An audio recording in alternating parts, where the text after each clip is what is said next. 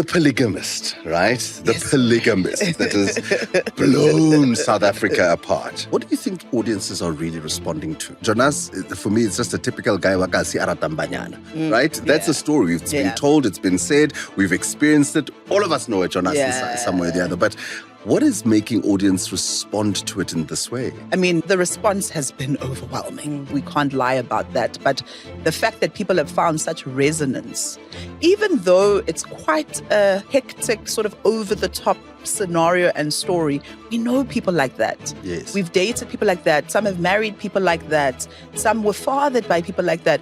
So there was something that just rang true in the book for all of us, for all the writers that we assembled for the development team, where you just found such a reflection of an experience that you've had that you haven't always been comfortable to talk about, or that's felt maybe a little bit shaming, that you are now like, oh wait, other people feel this too. Other people have gone through this too. I think it's exactly that. It's because Siaba's is Sonko Jonas. They walk amongst us. You know? It was a room of mostly Black women sharing their experiences, going like, I read the book and it made me think of this.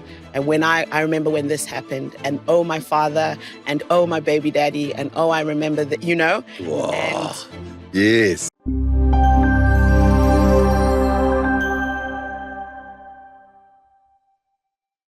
So unless you've been living under a rock, you probably wouldn't know what the Polygamist is. And it is probably one of the shows that is done outstanding in South Africa. We haven't seen something like this in many years. And I think it also just goes to show the quality of what South African productions actually are. And as I said, if you've been living under a rock, then you don't know what the Polygamist is, then when you are a Jonas yourself. So let's bring onto stage the people that have brought this to our televisions, and let's enjoy and perhaps get an understanding of how did this actually all come together. Because I also always say, the Polygamist, I've seen about a lot of it. I've seen what people are saying. I would say, but nonsense, right? But it's put in such a way that we are all consuming it, and 75 other countries also consuming it, really loving what South Africa has produced. And we've got the people that were behind that with us here today. So welcome to Be Frank with MacG, Thuli, Gugu. Thank you so much. Thank you. Thank you for having us. I'm going to start with you because you wanted to become a lawyer, right, before enrolling at ABDA, right? Why law, and how did that transition then happen? Well, law's always had an appeal to me. I've always had a really deep sense of justice in the country, and making sure that things are equal for all, and this idea of being like a voice for people that are voiceless, and just doing that good fight. So my whole life, I was going to be a lawyer. I was going to change the world. Yes. I went to law school for 1 year.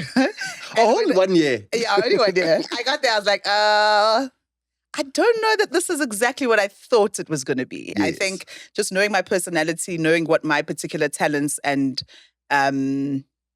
passions were in general, it felt a little stifling. It felt a little rigid. It felt like the grand things that I was hoping to do, I may not be able to do in the ways that I wanted to do them. Mm-hmm. And I think that there's certain people far more suited to that profession. Me and my creativity and my ADD were never gonna make it there. So I was doing a production in that year. I remember there was a small little theatre called the Armchair Theatre in OBS in Cape Town. We did a production mid-year, and I just remember thinking what? But the idea of actually doing this as a profession, being successful and not being dependent on my parents all the days of my life had not truly sort of come to me.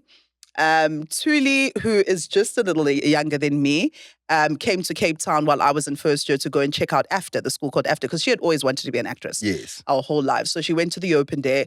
I came along with her, and I was like, wait a minute. Here it is. I give my mom a call. She's like, hey, how was the open day? How did Thuli like it? I said, we loved it.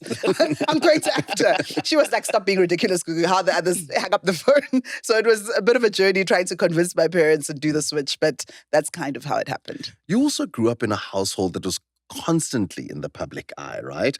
And just this very example goes to show that, how do you then become yourself? How do you become Gugu in the midst of all of this with the public eye constantly and, the camera almost always pointed towards you? Look, I mean, I think our parents were in the public eye, definitely. I think they did a good job of protecting us. My mom was quite doggish about that. I think the public eye thing also only came a little later. Like we grew up, we were each other, we had family, we had our circles where it just wasn't a thing. So where it became a thing, I think we were quite insulated and quite protected. I think it's also about you and how you respond to that kind of thing. I think if you go into spaces leading with that, I think it attracts a certain type of person. But where that's not really a thing and you just want to be yourself, I think it also attracts people that celebrate that and allow you to be yourself and not make your parents the main thing happening about you. Yeah. Oh, that's brilliant. Thuli, before you started with the awards, the accolades of AFTA and the scripts and the television success, there was poetry, eh? Oh, Shakespeare, Willem Wickel's piece. Lalela, bengibangena ngevesi. So how what did they call it? They called it ciphers. How was those ciphers? What kind of poetry were you in then? I started with what maybe people call slam poetry or spoken word poetry. That was, I mean, I always loved poetry as a kid, but that really was my introduction to, poetry is something I could do and be a part of. And yeah, man, those were dope times. Can you hit us with one? Is there one that you remember? You've got to. It's like having a rapper. You say, let me give you a beat, dog. Give us a verse. And can I tell you, there was a time where there was not a poem of mine that I'd written that I didn't know. Yes. Because we used to live for this kind of thing. Of course. Poets, we'd just be hanging out. Wishing somebody would say, you're practicing every day in the shower because you're like, you never know. Someone might be like, drop a verse. And you're like, okay. But unfortunately, those days are behind. Do you have a favorite poem? I do have a favorite poem. Mm-hmm. My favorite poem is On Kindness by Aracelis Gramai. It's a very long poem, but it is essentially an ode to the small kindnesses of the world and the small kindnesses we extend each other. Yes. It's a beautiful poem, and I wish I could remember a line or two. Oh, you know what? Mary Oliver. One of Mary Oliver's poems is also a very favorite poem of mine. Mm-hmm. It's Wild Geese is what it's called. And she starts, you do not have to be good. You do not have to walk for 100 miles on your knees through the desert repenting. You only have to let the soft animal of your body love what it loves. You see, we got it, right? We got it. Yeah, we got it. You know what I mean? So, when did you realize that storytelling would be something that could be a part of your life and something that you could actually do as a career? My whole life. Yeah. So from being a kid, I really wanted to be an actor. Mm-hmm. So that's what I went to AFTA to study. And so I thought that was the career in which I would make a living and how my storytelling would find expression to the world. So I've always had the idea since I was little, I think because of how stories impacted me, that stories really do have the ability to change the world. And that was kind of the vehicle I wanted to use, storytelling. So I went into acting originally. Failed actress, it happens, Lalela. Then you pivot. So from acting, I went to casting, directing, then to writing. And I think like when I found script writing is really where I thought like, oh man, this is really for me. It felt like it fit. It felt like it was something. Well, that was the opportunity for storytelling and poetry to come together, right? Precisely. Yeah. So between the both of you, and I don't know who's going to answer this, who was the bigger dreamer growing up? I would say, I think I definitely had my heads in the clouds more. Definitely. Like more of a kind of daydreamer. Yeah. But I think Gugu was always like the more like a dreamer, you know, with like a dreamer and a chaser. Yes, right? exactly. Yes. You just dreamt. I'm just like, la. And she's like, no, this is the dream, this is the vision, and this is how I'm going to make it happen. I think was always more Gugu than I. And the bigger troublemaker? Who used to cause the most cuck in the household? Who'd get the most spankings? Well, okay. People, I feel like there's a disclaimer coming here. people may say me. Yes. I might be one of those people. But I will say, where Thuli is a lot smarter than me, way more the troublemaker, much better PR. So when the parents come in and something's gone wrong, the person they'll look at last is Thuli, but often... The guilty one. Often. Was Thuli. I don't know. Fair. So, and I'm going to ask this question because I like the fact that you pursued law, right? Yeah. Who is more likely to argue their point until everyone else gives up? Who's the stubborn one? Okay. I'm definitely, I love a good argument. I struggle to concede. It's me. But she's really stubborn as well. Okay. But yes, I tend to argue. One of the hardest things to do, especially in business, is working together as family. That's the quickest way to actually break families apart, right? Going into business. How have you managed to sort of keep the sisterhood alive and keep the family alive while also building careers together? Yeah, it is tough. Yeah. It is tough working with your sister. But I think we've both been very gracious with each other. And I think we both ultimately prioritize our relationship as sisters over anything else. Mm-hmm. So whatever happens at work, we'll make the decision that preserves us as sisters. Yes. And I think we've always kept sight of that. Yeah. I think we've also always been kept honest by our other sisters. We've got Yes. 2 other sisters Yes. as well. And we're all very close. So even if things start popping off a little bit between us, the others will be like, okay, guys, Step in. Stop it. Yeah. Calm down. Right? Exactly. I also think that it helps that we really love each other, but we actually like each other. You know, we enjoy spending time together. We have a similar sense of humor. I think we respect each other and we rate each other in terms of like the work. I think Gugu is a phenomenal storyteller, producer, creative. And so it's easy to really works alongside with someone who you respect and whose skill set you think is really, something to look up to. So that's 1,000% as well. Yeah. I think we respect each other a lot and we're just stands of each other. Yeah. Love her work. Yeah, that's brilliant.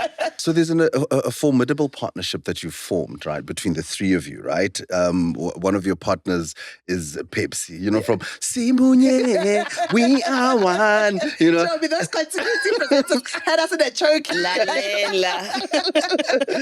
But this is a partnership of great minds. I mean, he's had a formidable career, from being a Simunye Continue to Presenter #1 EP of Bonga Productions, and now also a co-partner at Stained Glass. Yeah.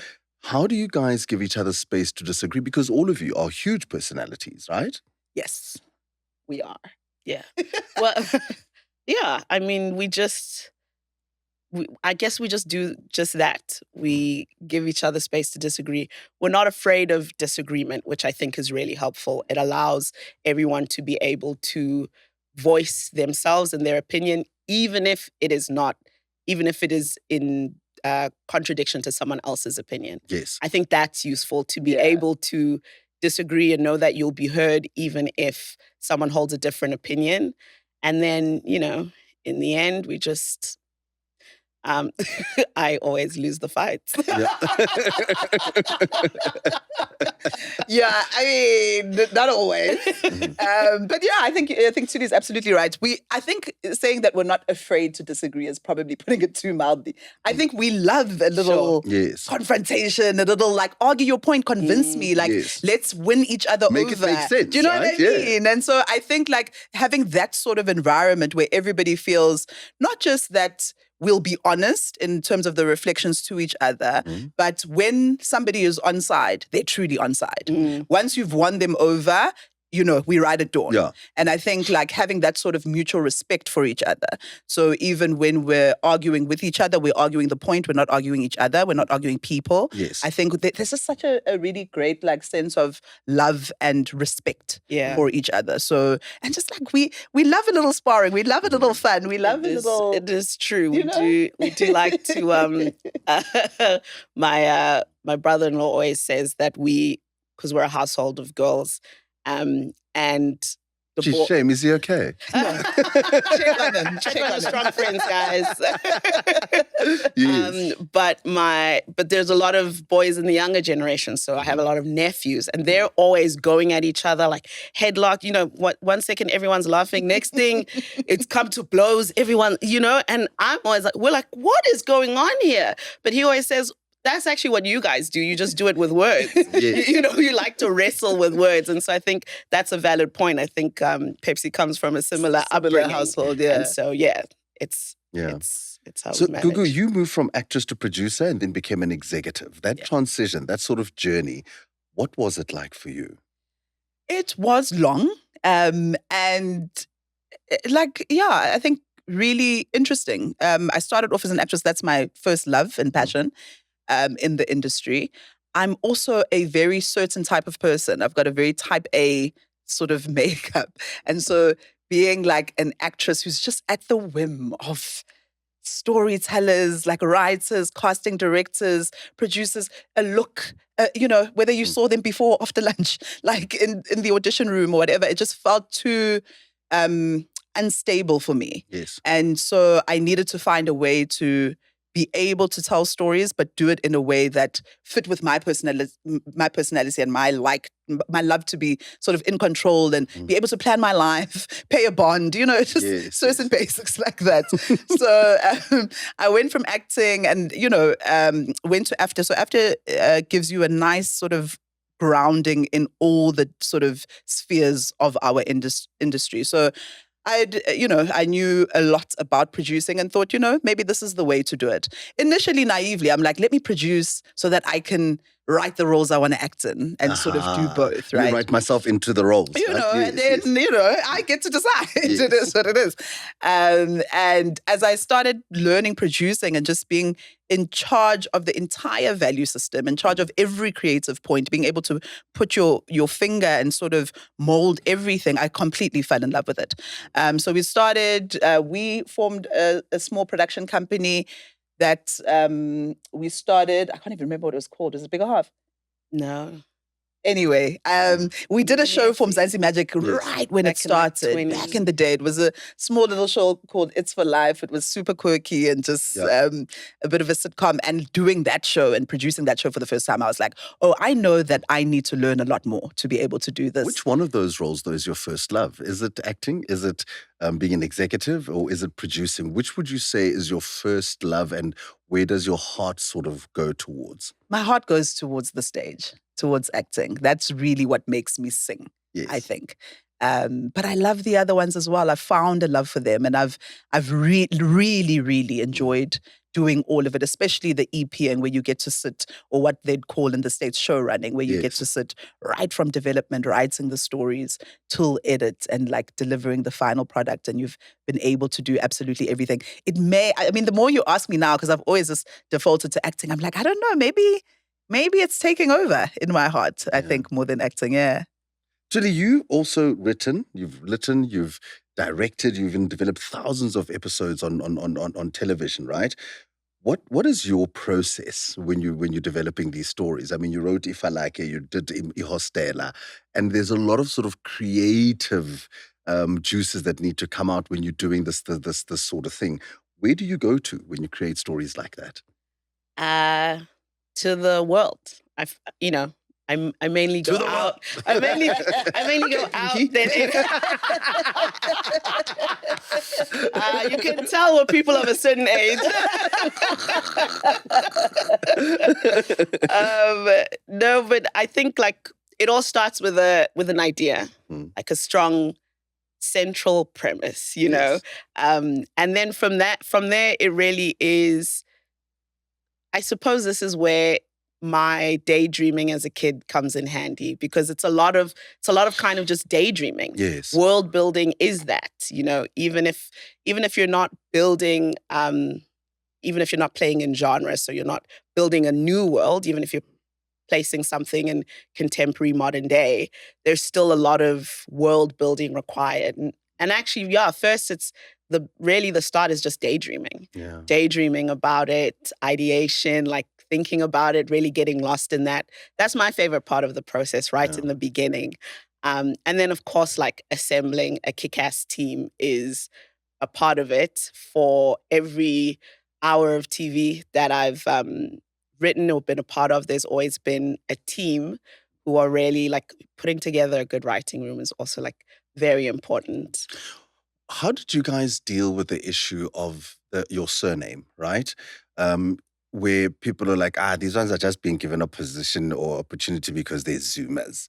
You know what I mean? How do you deal with that? Because it also, I feel, has to bring out the best in you, because now you've got a point to prove, because bastards think I didn't even go to school. You know what I mean? Absolutely. I'm probably one of the pettiest people you'll ever meet. So that kind of thing is just fuel to me. Yeah. Like, I mean, even when I decided I wanted to leave law and go to acting, and my parents said, terrible idea, don't do it. You'll never make it. Like, hold my beer. So I think the same thing. I think people have their assumptions and think they know everything and will say exactly what you're saying. Like, they know nothing.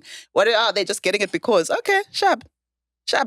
Like 11.4 million people watched our show. Come on now. What happened there? Right?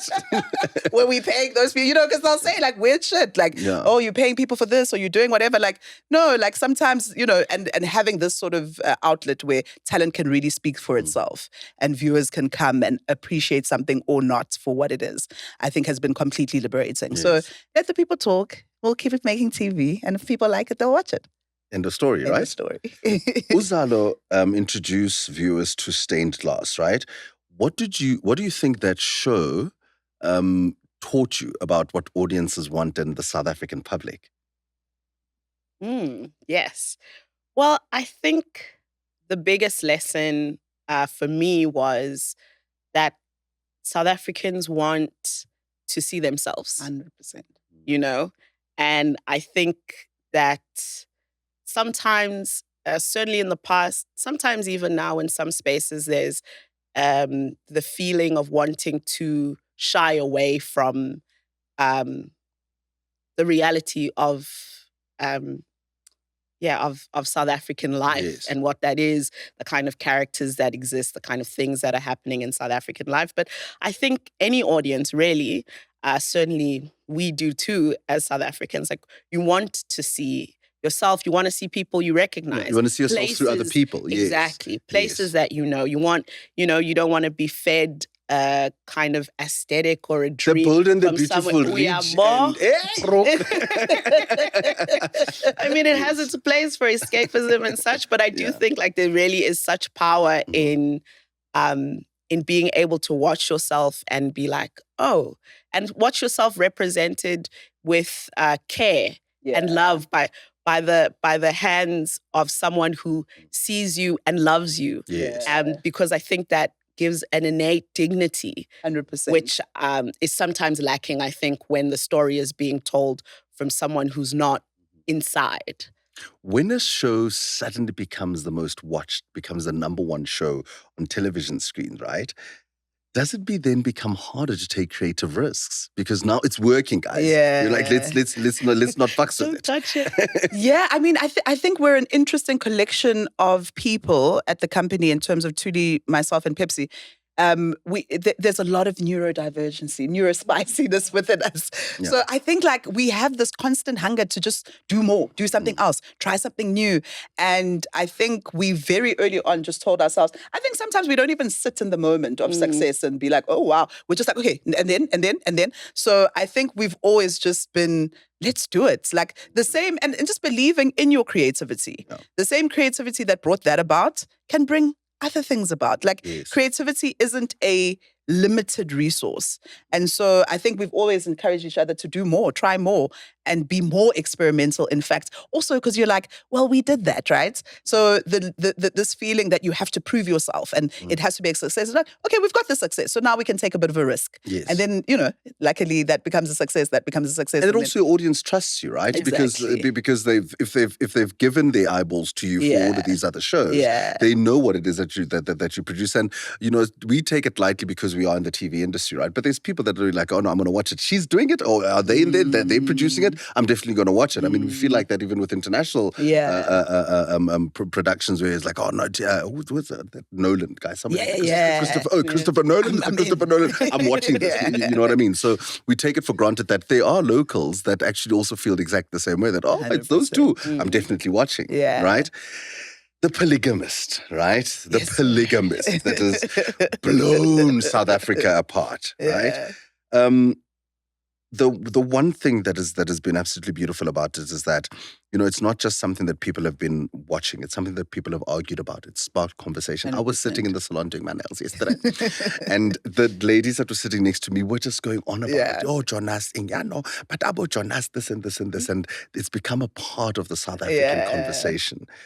What made you think that this is it? When you got the book and you were given an opportunity to be a part of this, what touched you and said, I've got to tell the story? I think it was the deep resonance that we all had with the characters in the book, with the pain they were going through and the story they were telling. I think it hasn't, the response has been overwhelming. We can't lie about that. But the fact that people have found such resonance, even though it's quite a hectic, sort of over-the-top scenario and story, we know people like that. Yes. We've dated people like that. Some have married people like that. Some were fathered by people like that. So there was something that just rang true in the book for all of us, for all the writers that we assembled for the development team, where you just found such a reflection of an experience that you've had that you haven't always been comfortable to talk about, or that's felt maybe a little bit shaming, that you are now like, oh wait, other people feel this too. Other people have gone through this too.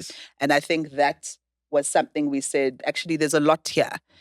We can tell an entertaining story, but more so we can tell a story that really resonates and sits with the viewer. What do you think audiences are really responding to? Like, what is making South Africans say? Because, even earlier on, I said, Jonas, for me, it's just a typical guy, wakasi aratambanyana, right? That for me, it's like, that's a story. It's been told, it's been said, we've experienced it. All of us know it, Jonas, is somewhere or the other. But what is making audience respond to it in this way? I think it's exactly that. It's because Siaba's is Sonko Jonas. They walk amongst us. It really is a story that you see and you don't feel like, oh, like Gibugi movie. This is fantastical. It's made up. It's like, oh, no. This is, and I've had the experience of watching it with a few people and something diabolical will happen on screen. Big reaction. Oh my goodness, you guys, you writers, you take it too far.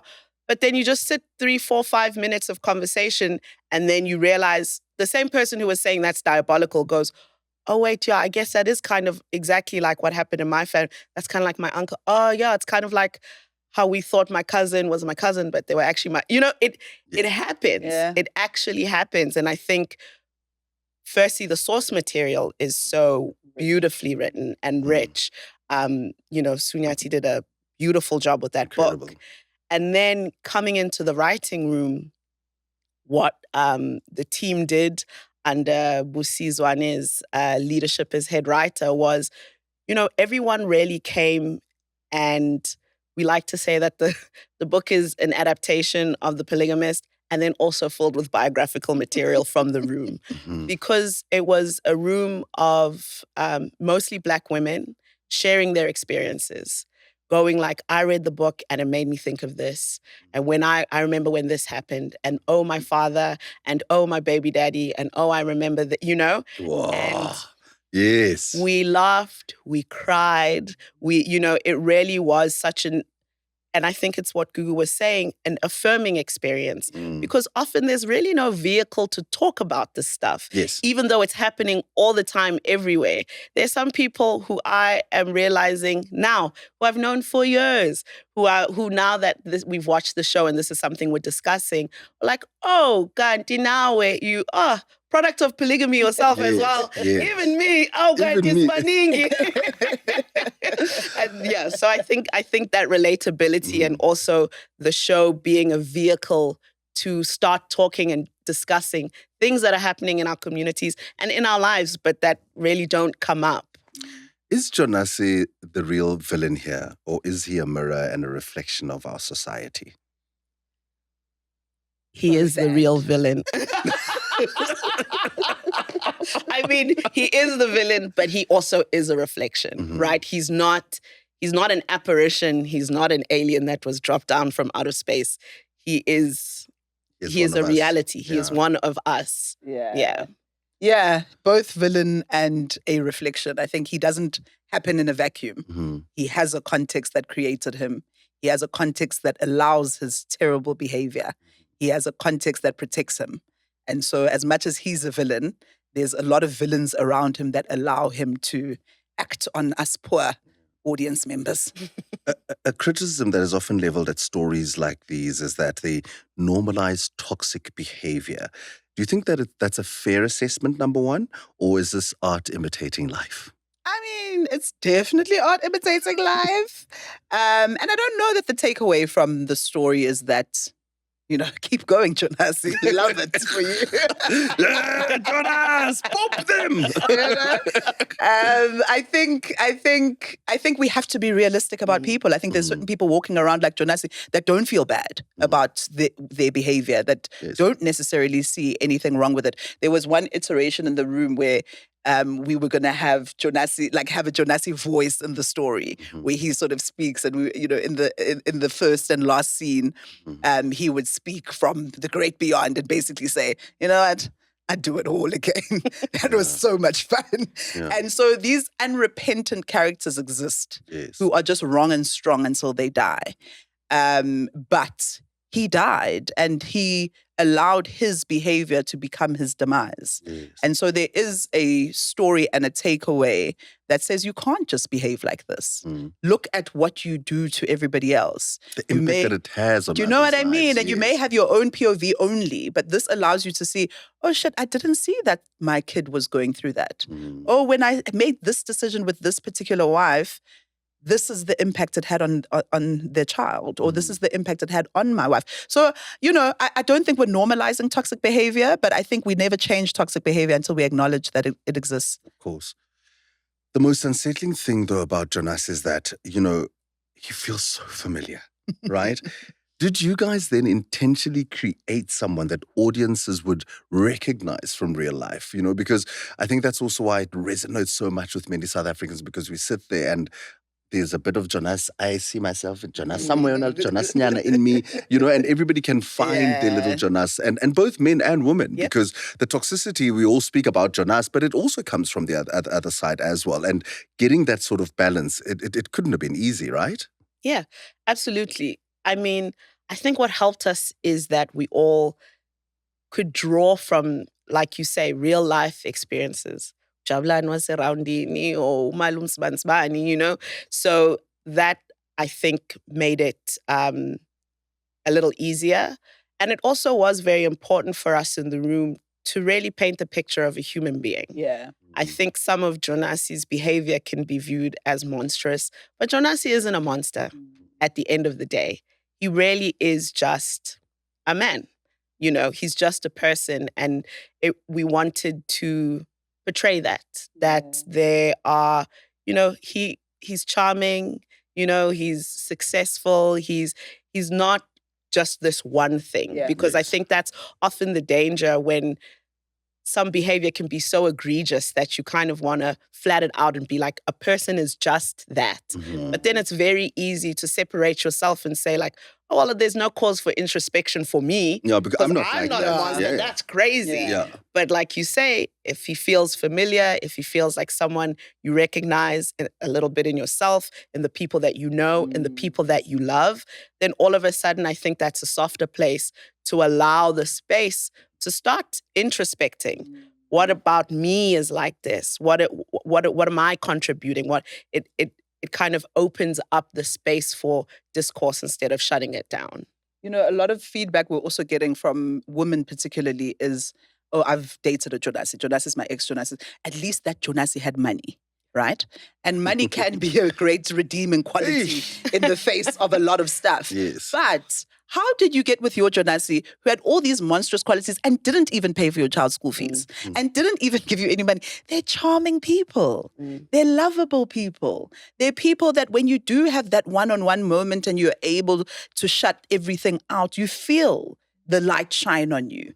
You feel that connection. Yes. And I think that's what we were at pains to explore and to make sure was part of this character, because we have to understand why we stay, why we're there, what Yes. attracts us to them in the first place. And also how we allow for people like Jonasi to keep, doing the things that they do. Oh, Because yes. family plays a role. 100%. Culture plays a role. Money plays a role, right? Because who's going to tell Jonasi to stop doing the things that they're doing when he's a breadwinner at home? Exactly.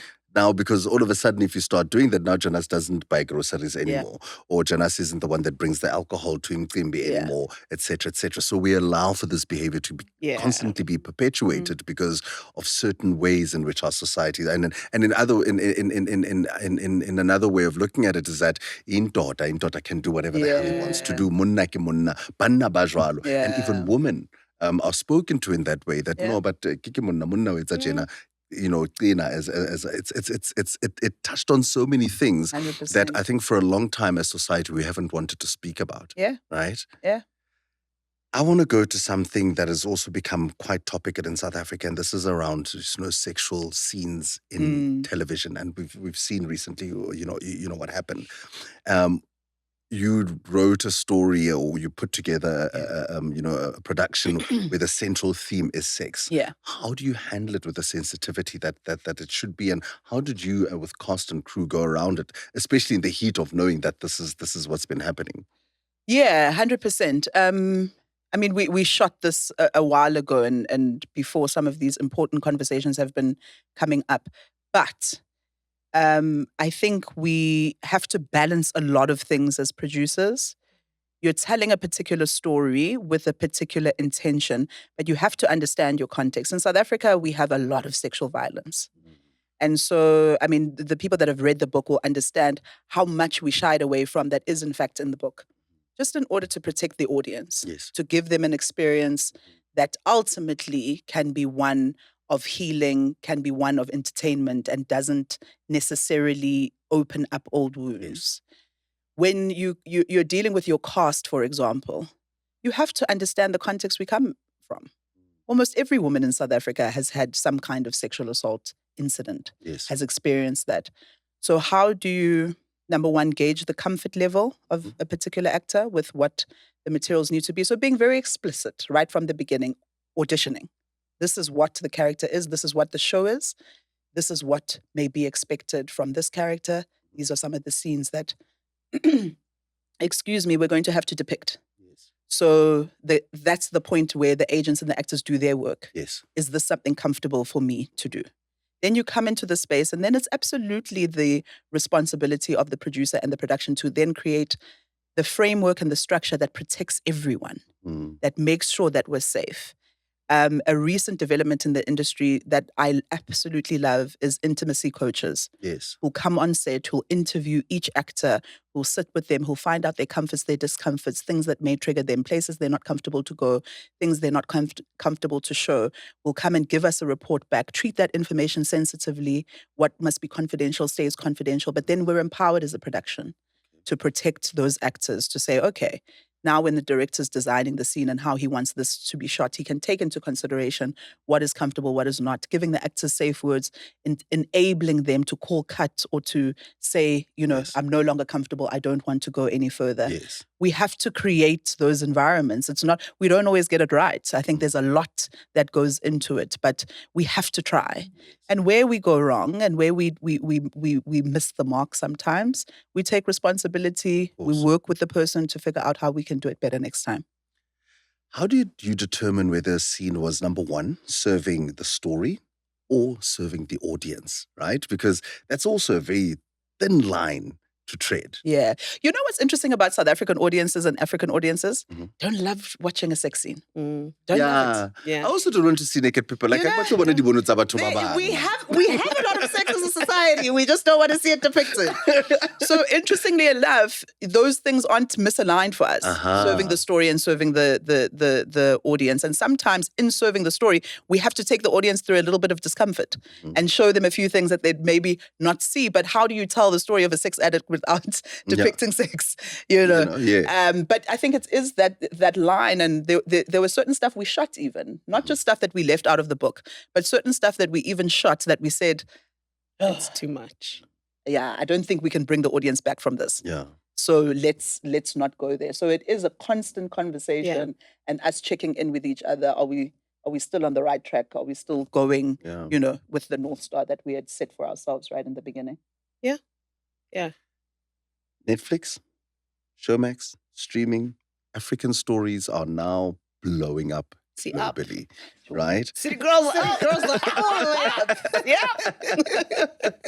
How important is it that we tell these kind of stories, especially from an African context? Our stories have always been, told by, outsiders. Let me not even mention names because that would be unfair.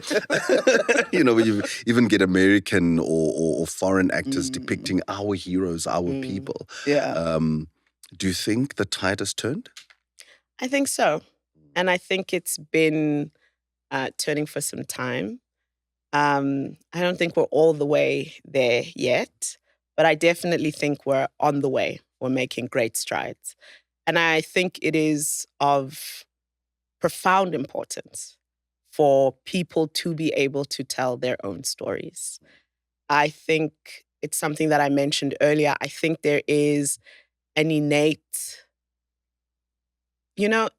it's like if you go, this is going to be a bit of a tangent in terms of the analogy, but if you go to a funeral, you want to hear the eulogy from someone who knew and loved the deceased. Yes.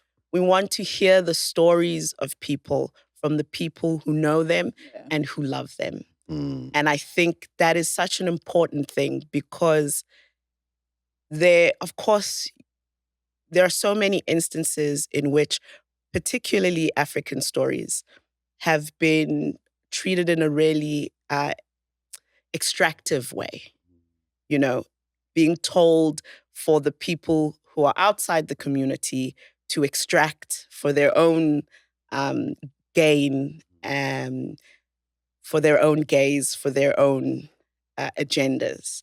And I think it's so important for our stories to be told by people inside the community who love the community.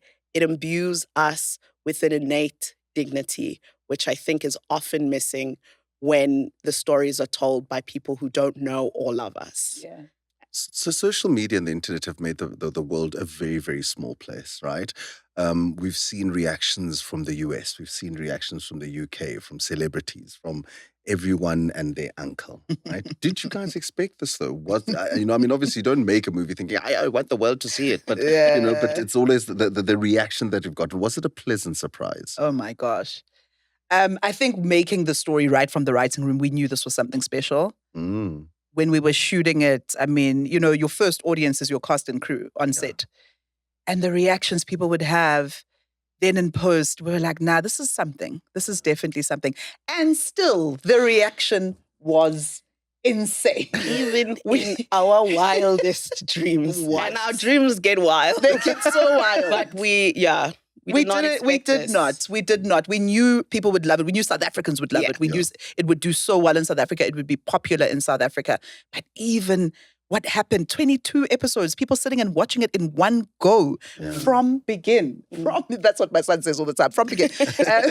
Like, it's insane. Yes. Like, we were completely flawed. And I think that also speaks to the power of Netflix and the platform. Yes. The 190 odd countries that they're in, the audience that it gives you access to. You know, we aren't strangers to being able to put something out there and have a huge audience reaction in the pool of audience that we have. Yes.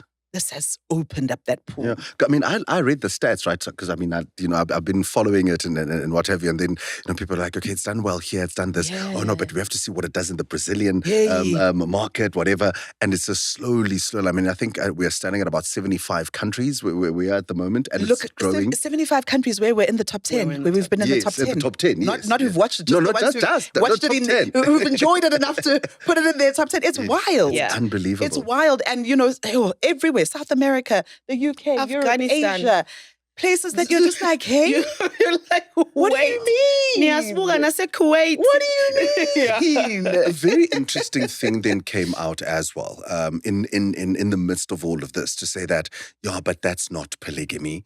Are they trying to bastardize African culture and tradition? Right?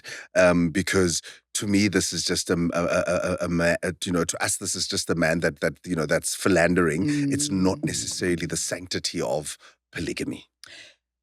Have a valid point. But, we live in a country with, a 60% divorce rate? Those marriages headed there. Was that not marriage?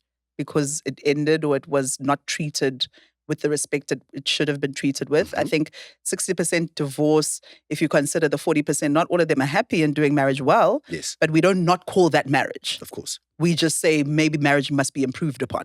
Maybe we should show up differently in marriage. Yes. Polygamy is the same. It's an institution. Some people respect it and treat it well. Some people do what Jonasi did to it. And I think that becomes very unfortunate. But I don't think anyone has the monopoly on deciding what polygamy is, and it can only become polygamy when it ticks these boxes. We have to depict polygamy in all its shapes and sizes. Not to say there aren't polygamous marriages that work really well. I'd love to see one, but I'm sure they're out Not there. the shots fired. They're out there. Was it in any way close to home when you guys were saying, when you were doing this and saying that, okay, but I see a bit of this as well in my own personal life? Yeah, I think as Thuli said, like in the writing room, we brought ourselves fully. Like everybody brought everything that makes them up and every experience they've ever had. And so, yeah, we brought in some of our experiences too. And of course it's close to home. It's, Thuli hates it when I say it, but I'm a polygamist. I was born of polygamy, which makes me a polygamist. Yes. She's like, that's not how it That's works. not how it works. You, my sister, you and I are products of a polygamous union. Thuli, please. We are not polygamists. Yes. No, but being products of polygamy, we have our own experiences with it, and we brought everything to the table. Is this the golden age of African storytelling? Oh. Eh? Are you now the bastions of, African storytelling?